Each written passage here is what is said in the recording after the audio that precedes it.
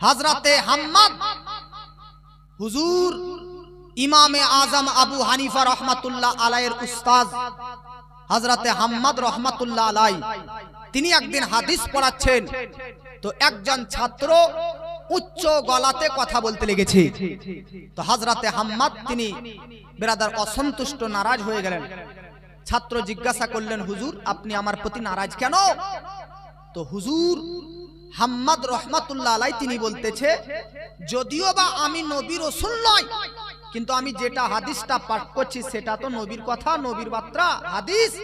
অতএব হাদিস পড়াকালীনও তোমরা তোমাদের কণ্ঠস্বরটাকে উঁচু করিও না। সুরে বলেন কতটা আদব, কতটা আমাদেরকে ভদ্রতা জালসা শুনতে আসলে রাখতে হবে। আমি নবী নয়, কেউ নবী নয় এখানে, কিন্তু আমরা নবীর কথা, নবীর বার্তা, নবীর হাদিসগুলো আপনাদের মাঝে উত্তরণ করতেছি, পরিবেশন করতেছি, পাঠ করতেছি। অতএব নবীর হাদিসের সঙ্গেও যেন এতটুকু বেয়াদবি না হয়, এটা আমাদেরকে খেয়াল রাখতে হবে। জোরবন খেয়াল রাখতে হবে কিনা? আমরা নবীর হাদিস শুনতে এসেছি, আমাদেরকে আদব জানতে হবে। ইমাম মালিক বিন আনাস রহমাতুল্লাহ আলাইহির বাড়িতে যদি কেউ হানাফি মাযহাব, শাফিঈ মাযহাব, মালিকি মাযহাব, হাম্বলি মাযহাব, সুন্নি জামাতের এই চারটি মাযহাবের মধ্যে একটা মাযহাব মালিকি, এই মালিকি মাযহাবের ইমাম মালিক বিন আনাস রহমাতুল্লাহ আলাইহি তিনি যখন কোন হাদিস পড়াতেন তো উজু করে, গোসল করে, জুব্বা পাগড়ি পরে গদি বা মাসনাদের উপর বসে তিনি হাদিস শিক্ষা দিতেন। জোরে বলে তিনাদের এত হাদিসের প্রতি সম্মান। আর আজ আমরা জালসা শুনতে আসি, অনেকে বিরাদার বিনা টুপিতে, অনেকে বিনা উজুতে। আমাদেরকে বিরাদার নে মিল্লাত ইসলামিয়া লক্ষ্য রাখা উচিত যে হুজুর সাল্লাল্লাহু আলাইহি ওয়াসাল্লামের হাদিসের প্রতি আমরা আদব ভদ্রতা বজায় রাখব।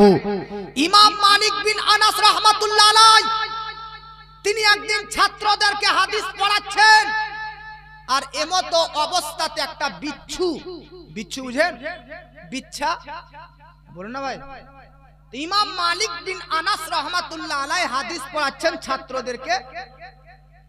তো হাদিস পড়াতে পড়াতে একটা বিচ্ছু এসে তিনাকে 14 বার দংশন করেছে। বিষাক্ত বিছাতে বা বিচ্ছুতে 14 বার দংশন করেছে। তিনার মুখ লাল হয়ে গেছে। ইমাম মালিক বিন আনাস হাদিস পড়াশোনা কমপ্লিট করলেন। ছাত্ররা জিজ্ঞাসা করতেছে, হুজুর বিছাতে যখন একবার দংশন মেরেছে তখন তো আপনি বুঝতে পেরেছিলেন, জানতে পেরেছিলেন, আপনি তো আহ করেননি, উহ করেননি, বিছাটাকে তাড়িয়ে দেননি। তো ইমাম মালিক বিন আনাস বলতেছে, আরে আমি পড়াচ্ছি কার হাদিস, পড়াচ্ছি কোন কিতাব? তো আমি পড়াচ্ছি নবীর হাদিস। নবীর হাদিস পড়াকালীন যদি বিছার দংশনে আহ বা উহ বলে মুখটা ওদিকে সরিনি, তাই নবীর হাদিসের প্রতি বেয়াদবি হতে পারে। তাই আমি বিছার দংশন, বিষাক্ত কামড়টা সহ্য করতে পারি, নবীর হাদিস শোনা বা পড়ানোর মধ্যে বেয়াদবি সহ্য করতে পারি না। সুবহানাল্লাহ। জগৎবাসী কিরকম ইমাম মালিক বিন আনাস রাহমাতুল্লাহ আলাইহি নবীজির হাদিসের প্রতি যদি তিনাদের এতটা আদব থাকতে পারে, তো নবীর প্রতি কতটা আদব থাকতে পারে। মহব্বতে বলেন বাবাজি মিল্লাত ইসলামিয়া হুজুর বসে আছেন। একটা কথা আপনাদেরকে বলে দিচ্ছি বাবাজি, আপনারা তো আমাদের হানাফি মাযহাবের ইমামে আজম আবু হানিফা রহমাতুল্লাহ আলাইহি সম্পর্কে বহু কিছু শুনেছেন, কিন্তু মালিকি মাযহাবের এই মালিকি মাযহাবের ইমাম মালিক বিন আনাস রহমাতুল্লাহ আলাইহি তিনার জীবনী পড়লাম, তিনার বায়োগ্রাফি পড়লাম, তিনার বায়োডাটা পড়লাম। ইমাম মালিক বিন আনাস রহমাতুল্লাহ আলাইহি তিনি এমন একজন ব্যক্তিত্বের অধিকারী ছিলেন যে তিনি প্রতি রাত্রিতে, প্রতি নাইটে নবীকে স্বপ্নের মধ্যে দেখতে পেতেন। সুবহানাল্লাহ। কার ইচ্ছা নাই নবীকে দেখার? সবার ইচ্ছা আছে নবীকে দেখার, ইচ্ছা নেই? জন্ম আমারই নবীর যুগে হলে কেমন হতো, জন্ম আমারই নবীর যুগে হলে কেমন হতো, দু নয় নয়নে রসুল পাক দেখিলে কেমন হতো, দু নয়নে রসুল পাক দেখিলে কেমন হতো, জন্ম আমার নবীর যুগে হলে কেমন হতো, আস্ত ভেসে হাজিরাতে বিলালের মধুর আযান, যে আযানে ছিল এমন প্রেম মুগ্ধ রহমান, দয়ার নবীর পিছে নামাজ পড়িলে কেমন হতো। আমরা নবীর দেখার কথা আসলে এই গজলটা অনেকে শুনি বা বলি কি, নবীর যুগে নবীর জামানায় জন্ম হলে নবীকে দেখতাম, নবীর পেছনে নামাজ পড়তাম, নবীর নাতি নওয়াসার সঙ্গে খেলতাম। আরে বুকা শুনেন, নবীর যুগে থেকেও নবীকে দেখাটা যেমন সম্ভব হয়েছে, আজ আপনি ১৫০০ নবীর যুগ থেকে ১৫০০ বছর দূরে, তবুও আপনি নবীকে প্রতি রাত্রিতে স্বপ্নের মাধ্যমে দেখতে পারেন, সম্ভব। কিন্তু কখন? যখন আপনার অন্তর আপনার দিলে ইশকে মুস্তাফাতে পরিপূর্ণ থাকবে। অতএব ইশকে রসুল, ইশকে রসুল যদি অন্তরের মধ্যে বিরাজ থাকে, তাহলে নবীকে দেখাটা অসম্ভব নয়, নবীকে দেখাটা সম্ভব রয়েছে। আলা হযরত আজিমুল বরকত মুজাদ্দিদিন ও মিল্লাত আশা ইমাম আহমদ রাজা খা ফাজিলে বেরেলভী আলাইহি রাহমাতু ওয়া রিজওয়ান, তিনি তিনার জীবনে 2 বার হজ করেছে। দ্বিতীয়বার যখন তিনি হজ করতে যান মক্কা শরীফে, দ্বিতীয় হজে নবীর রওজার সামনে দাঁড়িয়ে বলতেছে, ইয়া রাসূলুল্লাহ तू जिंदा है वल्लाह, तू जिंदा है वल्लाह, मेरे चश्मे आलम से छुप जाने वाले, या रसूल अल्लाह, या हबीब अल्लाह, या इमाम अहमद राजा सारा जीवन তোমাকে জিন্দা বলে এসেছে। আজ এই ইমাম আহমদ রাজাকে আপনি দেখা দিন। আলা হযরতের এই করুণ চাহিদা, করুণ আবেদন, করুণ রিকোয়েস্ট যে ইয়া রাসূলুল্লাহ दिखा दीजिए, पर्दा उठा दीजिए। बार बार आला हजरत ए रिक्वेस्ट नबीर रोजार सामने एकदम ब्रादार भद्रतार सहित दाঁড়িয়ে কিয়ামরত অবস্থায় সালাত ও সালাম পাঠ করে রাতের পর রাত জাগে।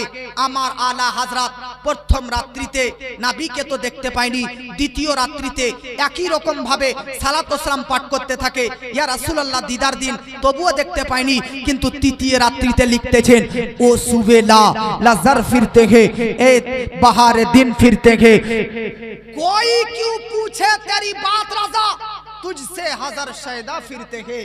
आला हजरत যখন মন কাড়া, প্রাণ ভরা, মহব্বত পূর্ণ, প্রেম পূর্ণ, ভালোবাসা পূর্ণ ছন্দ লিখলো যে আহমদ রাজাকে নবী তুমি দিদার দিবা। এই আহমদ রাজার মতন কত পাগল রাজ মদিনার অলিতে গলিতে ঘুরতেছে। আলা হযরতের এই করুণ চাহিদা যখন বেড়ে যায়, তিনি তিনার আজকে চাহিদা শেষ প্রান্তে পূর্ণ পেল যে তিনি তৃতীয় রাত্রিতে জাগ্রত অবস্থাতে মদিনাতে আমরা আপনার নবীর দর্শন দিদার পেয়ে নিল। তো জগৎবাসী, নবীকে দেখা অসম্ভব, ইম্পসিবল নয়, নবীকে দেখাটা সম্ভব। পার্থক্য এতটুকু যে অন্তরের মধ্যে ইশকে রাসূল থাকা দরকার। জোরে বলেন সুবহানাল্লাহ, জোরে বলেন। অন্তরে যদি ইশকে রাসূল থাকে তাহলে নবীকে দেখাটা কোনো অসম্ভব জিনিস নয়। ইমাম মালিক বিন আনাস রাহমাতুল্লাহ আলাই প্রতি রাত্রিতে নবীকে দেখতে পেতেন। জোরে বলেন সুবহানাল্লাহ। আর তিনার মধ্যে তো সেই রকম আদব ছিল। ইমাম মালিক রাহমাতুল্লাহ আলাইয়ের জন্ম হচ্ছে মদিনাতে। কোথায়? জোরে বলেন। আপনাদের জন্ম কোথায়? মালদা জেলাতে। আমার জন্ম বীরভূমে, কারো জন্ম বিহারে, কারো জন্ম ঝাড়খণ্ডে। কিন্তু ওয়াহারে ইমাম মালিক বিন আনাস তিনার জন্ম মদিনাতে। জন্ম হয়েছে তিনার 93 হিজরিতে। কত হিজরিতে? জোরে বলুন কত? আর এখন কত হিজরি চলছে? 1447। আর বাংলা ইংরেজি তো জানেনই, 2025 সাল। কিন্তু আপনাদেরকে আরবি জানতে হবে। 1447 সাল চলছে আর উনার জন্ম 93 সালে, মানে কম বেশি 1350 বছর আগে তিনার জন্ম হয়েছে। ইমাম মালিক বিন আনাসের জন্ম 93 হিজরিতে। আর আমাদের ইমামে আজম আবু হানিফার জন্ম হচ্ছে 80 হিজরিতে। সুবহানাল্লাহ, সুবহানাল্লাহ। ইমাম শাফি রহমাতুল্লাহ আলাই, ইমাম শাফি অর্থাৎ মোহাম্মদ বিন ইদ্রিস রহমাতুল্লাহ আলাই, তিনার জন্ম হয়েছে 150 হিজরিতে। অর্থাৎ আমাদের ইমামে আজম আবু হানিফা যেদিন ইন্তেকাল করেছেন সেই দিনই ইমাম শাফি রহমাতুল্লাহ আলাইয়ের জন্ম হয়েছে। ইমাম আহমদ বিন হাম্বল রহমাতুল্লাহ আলাই, তিনার জন্ম হয়েছে 164 হিজরিতে। এবার আপনাদেরকে একটা কথা বলি, ইমাম মালিক আর ইমাম আজম আবু হানিফা, আমাদের ইমামে আজম আবু হানিফা নোমান ইবনে সাবিত রহমাতুল্লাহ আলাই, তিনি অথেন্টিক সাহাবায়ে কেরামের যুগে জন্মগ্রহণ করেছে। কেন? সাহাবায়ে কেরামের যুগ শেষ হয়েছে কম বেশি 109 হিজরিতে, আর আমাদের ইমাম আজম আবু হানিফার জন্ম হচ্ছে 80 হিজরিতে।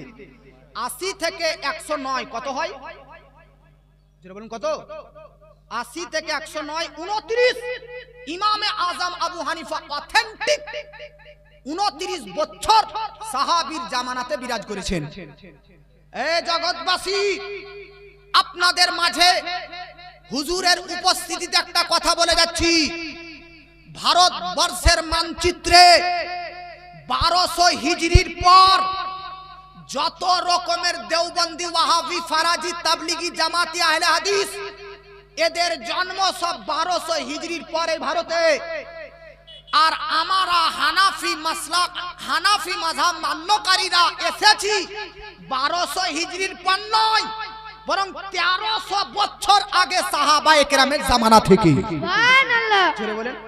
হানাফি এসেছে সাহাবায়ে কেরামের যুগ থেকে, আর ওয়াহাবি এসেছে 1200 হিজরির পর, মানে আজ থেকে 150-200 বছর আগে থেকে।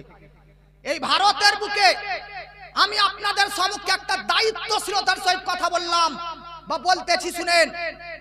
ভারতের ইতিহাস, ইন্ডিয়ার হিস্টোরি, হিন্দুস্তানের মানচিত্রে এখন 1447 সাল না, 1200 সালের আগে ভারতের মধ্যে কোনো দেওবন্দি ছিল না, ওয়াহাবি ছিল না। ভারতের মধ্যে একটাই দল, সুন্নি দল। এই সুন্নি দলের মান্যকারী হানাফি, শাফি, ইনারাই ভারতের মধ্যে 1200 হিজরির আগে থেকে ছিল। 1200 হিজরির পর থেকে ওয়াহাবি, দেওবন্দি ভারতে চলে আসলো। মনে রাখবেন, 1200 হিজরির পর যখন ওয়াহাবি সম্প্রদায়ের ইমাম মোহাম্মদ বিন আব্দুল ওয়াহাব নাজদি, তার জন্ম নাজদ শহরের 1209 হিজরিতে, তার মান্যকারীরা ওই 1209 হিজরির পর এই ভারতের মধ্যে ইসমাইল দেহলভি, আশরাফ আলী থানভী নামক এরা জন্ম নিয়েছে বা এদের আবির্ভাব হয়েছে। কিন্তু একটা কথা বলি যায় আপনাদেরকে, 1200 হিজরির আগে ভারতের মধ্যে কোনো ওয়াহাবির মাদ্রাসা খুঁজে পাবেন না, কোনো দেওবন্দির মাদ্রাসা খুঁজে পাবেন না, কোনো লামাযহাবির মাদ্রাসা খুঁজে পাবেন না, কোনো আহলে হাদিসের মাদ্রাসা খুঁজে পাবেন না। अगर आपको इस भारत की सरजमीन पे 1200 हिजरी से पहले, उससे कबल अगर किसी मजहब का मदरसा देखना है तो वो अहले सुन्नत वल जमात सुन्नियों का मदरसा मिलेगा। सुबहानअल्लाह। কারণ এরা তো 1200 হিজরির আগে ছিলই না, তো এদের মাদ্রাসা কোথা থেকে ভারতে থাকবে? এরা 1200 হিজরির পর এসেছে, ওই জন্য ওদের আজকে 1200 হিজরির পরের মাদ্রাসা খুঁজে পাবেন। 1200 হিজরির পর যখন ওয়াহাবি দেওবন্দি তৈরি হলো, আল্লাহর শানে, নবীর শানে এত বেয়াদবি, এত কুটুক্তি করতে লাগলো। এদের আকীদা যে আল্লাহর আকার আছে, বলুন নাউজুবিল্লাহ। এদের আকীদা যে আল্লাহ মিথ্যা কথা বলতে পারে, বলুন নাউজুবিল্লাহ। এদের বিশ্বাস, এদের ধারণা যে আল্লাহ বৃদ্ধ হয়ে গেছে। এদের আকীদা যে নবী ইলমে গায়েব জানতো না। এদের আকীদা নবী মাটিতে মিশে চূর্ণ বিচূর্ণে পচে গিয়েছে। এদের আকীদা যে নবী মাটির তৈরি। এদের আকীদা যে নবী কিছু দিতে পারে না। এদের আকীদা যে নবীকে ইয়া রাসূলুল্লাহ বলে সাহায্য চাওয়া যাবে না। এদের আকীদা শুধু নবী আর আল্লাহ নয়, সাহাবায়ে কেরামের বিষয়েও এদের আকীদা খারাপ। এরা আবু বকর সিদ্দিকের ব্যাপারে খারাপ মন্তব্য করেছে। এরা শেরে খোদা, হায়দারে কাররার মুশকিল কুসা, হযরতে আলীউল মুর্তদা রাদিয়াল্লাহু তাআলা আনহুর ব্যাপারে কটূক্তি করেছে। একটা কথা বলে দিই, ভারতের বুকে যখন এদের জন্ম হলো, জন্ম হওয়ার পর থেকে এরা 40 চাহারুম থেকে নিয়ে শবে মেরাজ, শবে কদর, শবে বারাত থেকে নিয়ে পীর ওলি, বুজুর্গ মাশাইখ ওলি, সাহাবী, তাবেঈ, তাবে তাবিন, নবী, আল্লাহ এদের সবকে নিয়ে যখন কুটুক্তি করলো, তখন আল্লাহ পাক 1272 হিজরিতে ভারতের মধ্যে বেরেলি শহরে আলা হযরতকে পাঠিয়ে সমস্ত বাতিল ফিরকাদের দাঁত ভাঙা জবাব দিয়ে মুখোশ উন্মোচন করিয়ে দিলেন। জোরে বলেন সুবহানাল্লাহ। 1200 হিজরির পর যখন বাতিল ফিরকার আবিষ্কার হলো, তখন 1272 সালে আলা হযরতের জন্ম হয়ে এদেরকে সব দাঁত ভাঙা জবাব দিয়ে দিল। জোরে বলেন আলা হযরত জিন্দাবাদ, আলা হযরত জিন্দাবাদ, আলা হযরত জিন্দাবাদ, আলা হযরত জিন্দাবাদ। নূরে নবী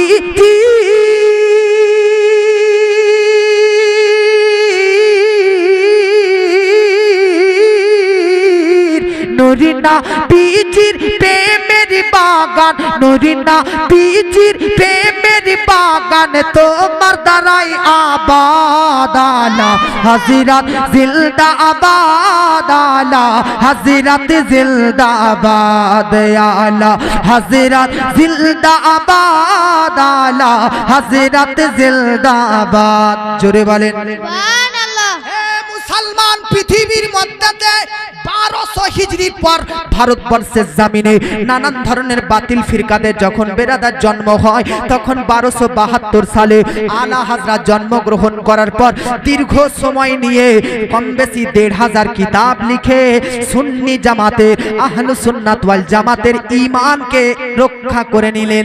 জোরে বলেন সুবহানাল্লাহ। এই জন্য আমরা প্রত্যেক স্টেজে মাসলাকে আলা হযরতের নারা লাগিয়ে থাকি। কথা বলেন ঠিক না ভুল? মাসলাকে আলা হযরতের নারা লাগিয়ে থাকি কেন? একজন ব্যক্তি বলতেছে যে মাওলানা সাহেব, মাসলাক মানে কি?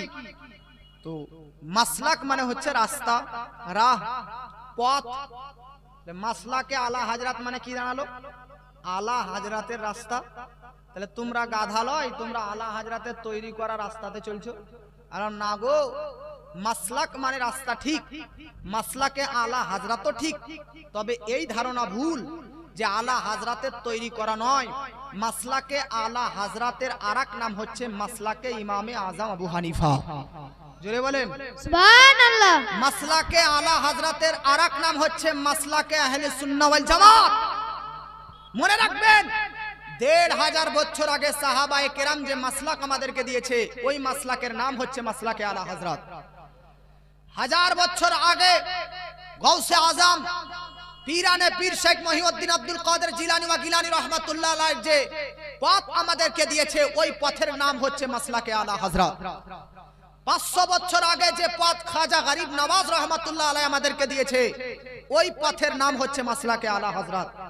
মনে রাখবেন, যখন সাহাবীদের রাস্তা, তাবেঈনদের রাস্তা, তাবেঈনদের রাস্তা, সলফে সালিহিন বুজুর্গানে দিনদের মাসলাক রাস্তারই নাম নাস্তারি নাম যখন আলা হযরত, মাসলাকে আলা হযরত, তাহলে মাসলাকে আবু বকর সিদ্দিক নয় কেন?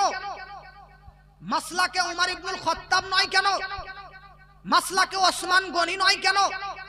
সাহাবীর নামের সঙ্গে এই মাসলাকটা রেজিস্ট্রি হলো না কেন?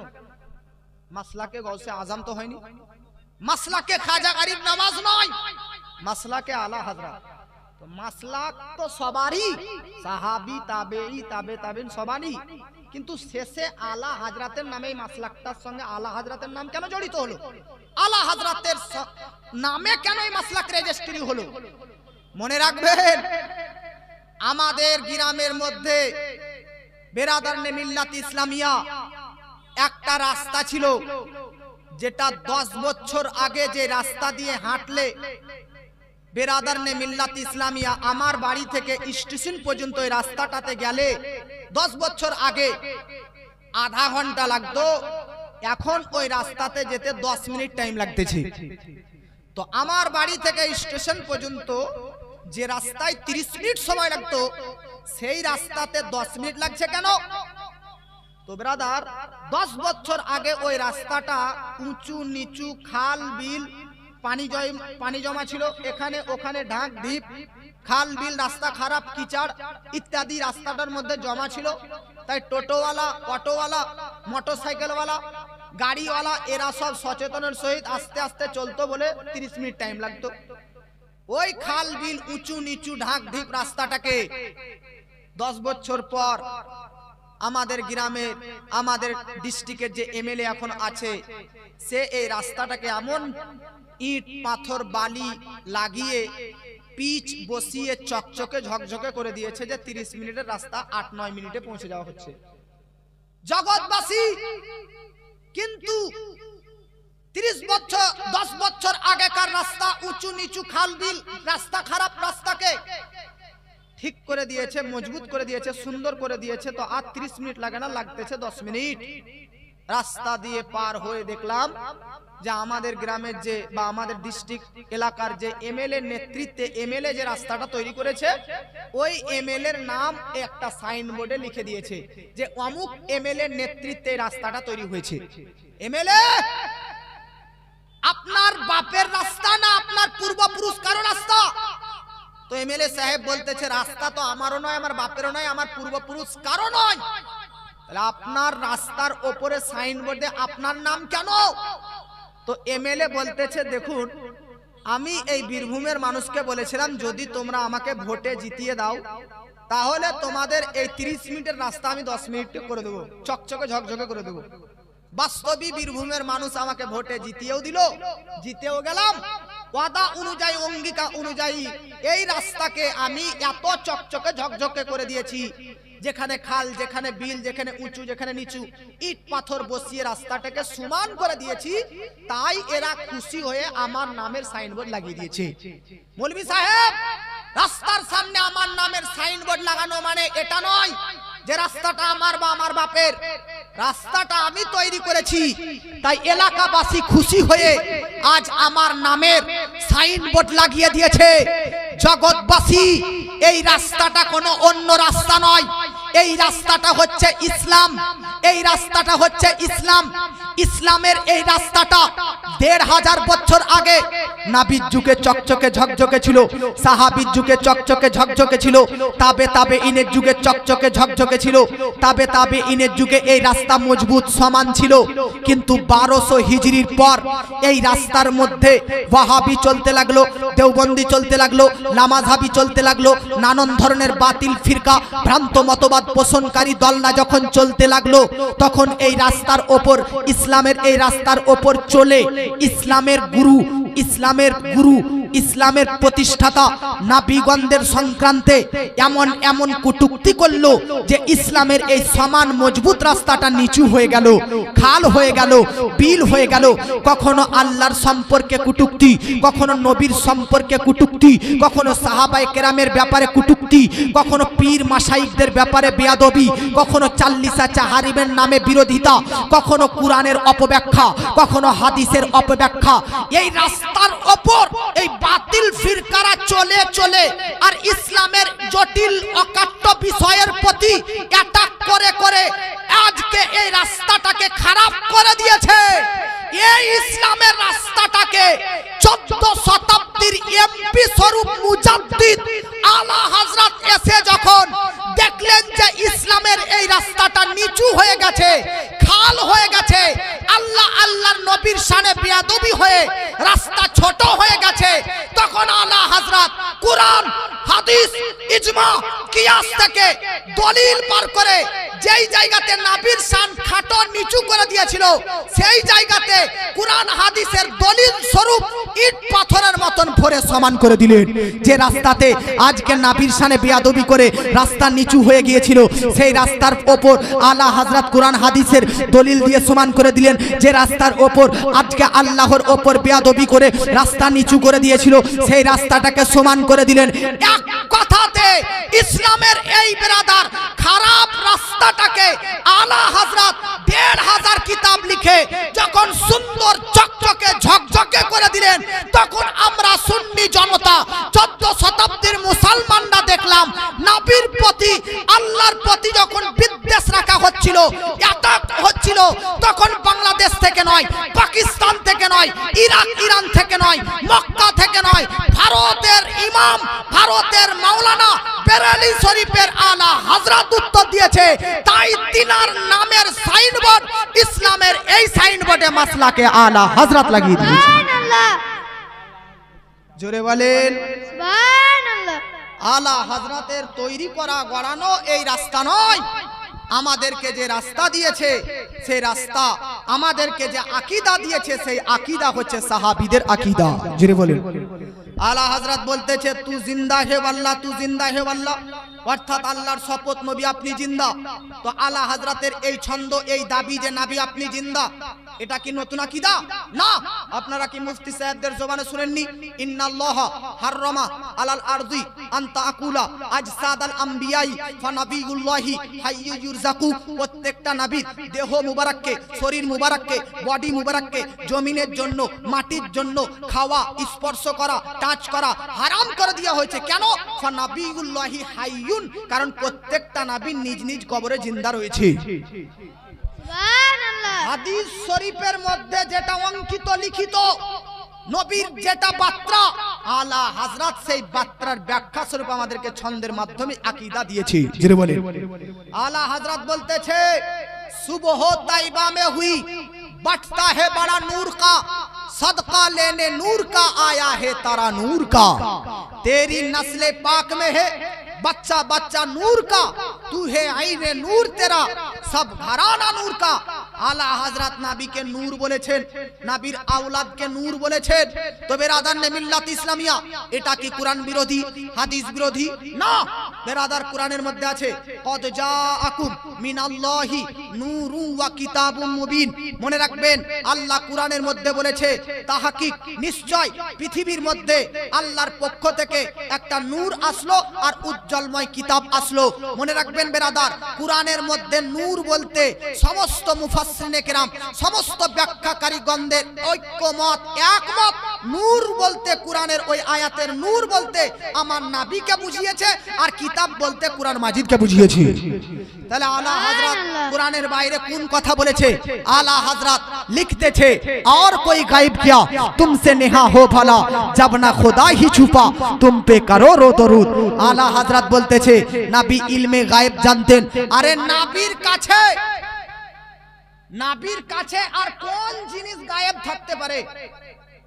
যখন আল্লাহ নবীর সামনেই গায়েব থাকেননি, তখন নবীর সামনে আর কি গায়েব থাকতে পারে? জোরে বলেন সুবহানাল্লাহ। আর মহব্বতে বলেন সুবহানাল্লাহ। সুবহানাল্লাহ। আলা হযরত কোন নতুন আকীদা দেয়নি। আলা হযরত লিখতেছে লাম ইয়াতি নাযিরুকা। 110 টাকা আর একটা কোরআন শরীফ দিয়েছে একটা মা, তার দানকে কবুল করুক, বলুন আল্লাহুম্মা আমিন। আলা হযরত বলতেছে লাম ইয়াতি নাযিরুকা ফি নাজারিন মিসলে তো নশুদ पैदा जाना जगे राज को ताज तुरे सरसो है तुझको शाहे दूसरा जाना। এই কালামগুলো, এই কালামটা আলা হযরত 4টা ভাষায় লিখেছে, উর্দুতে, ফারসিতে, আরবিতে, হিন্দিতে, 4 ভাষাতে আলা হযরত লিখতেছে लम याति नज़ीरुका फी नज़रिन मिसले तो नशुद पैदा जाना जगे राज को ताज तुरे सरसो है तुझको शाहे दूसरा जाना। अल बहरु अला वल मौजु तगा मन बेकस तूफा हो शरबा मझधार में हूँ बिगड़ी है हवा मोरी नैया पार लगा जाना। जरे बोलें।